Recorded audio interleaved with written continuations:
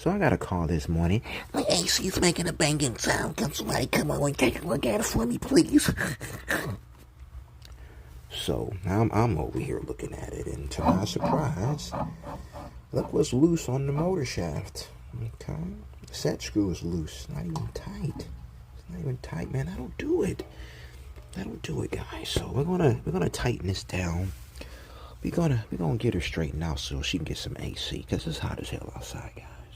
But anyway, PPE, and be careful of this star capacitor, guys. This will zap your ass. They store charges, so be very, very mindful of this. Anyway, we're gonna get this button back up. We're gonna get her. We're gonna get her some AC. You know what I'm saying?